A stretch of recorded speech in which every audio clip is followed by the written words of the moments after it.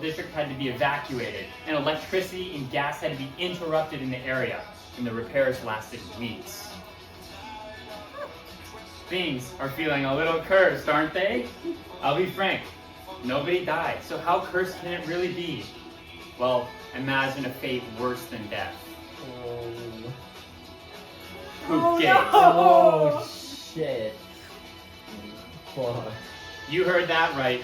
Poop gate. Oh no. On August 8th, 2004, a fate worse than death occurred to 80 tourists. No. What I find interesting is that the Great Chicago Flood in 1992, if you guys remember, happened because the tourists of the Chicago River didn't want to bonk their heads. But those unlucky 80 tourists, they probably don't want to be under this bridge anymore on this tour. Because, oh yeah, and a small side note, on St. Patrick's Day, they dyed the Chicago River green. My dad Which- mentioned this. It's pretty crazy. Yeah. That is pretty cool. Okay, back to it. On that fateful day, an open-top passenger sightseeing boat called Chicago's Little Lady, as you can see right here, was passing under the Kenzie Street Bridge when the Dave Matthews tour bus was passing overhead. Uh-oh. The Dave Matthews Band. The Dave Matthews Band was formed in 1991. They were extremely successful, having sold 25 million concert tickets and a combined 38 million CDs and DVDs. And I have never heard a song by them until yesterday. Do any of you guys recognize this song playing right now? No. I know the band, I don't think I've ever... I feel like it listened might to be the Dave music. Matthews Band. This is the Dave Matthews Band singing, and I bet you none of you even recognized it. No. Interesting. Recognize For a it. band that is this popular, how come none of us know their most popular song? I don't know. Behold, True Evil. Oh. This is an image clipped from a video taken at 1 p.m. on the Kenzie Street Bridge. You can clearly see the bus here. The bus driver emptied the black water tank of the tour bus, planning to dump it into the river below through the graded Kenzie Bridge, which looks like this. A crime so heinous, you would have to be possessed by some kind of evil bridge curse Oh. to even think of such a thing.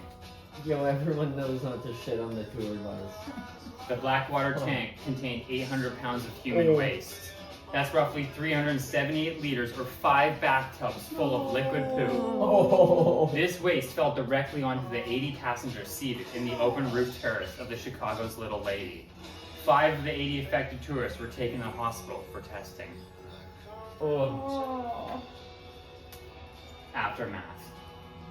The crew for the boat swabbed the deck and resumed sightseeing tours at 3 p.m. that same day. That was a mere 2 hours after the events unfolded. Shit happens. Life Yeah. goes on, I guess. Now, I bet you all are wondering, why was it called Poop Gate? The crime was falsely pinned on a man named Jerry Fitzpatrick. Jerry's black water tank was investigated and reported full. Stefan Wool was the actual suspect, and that's him there. But this PowerPoint isn't about Poop Gate. It's about the curse of Kenzie Street Bridge, the Chicago floods, Yeah. the Poop Gate incident.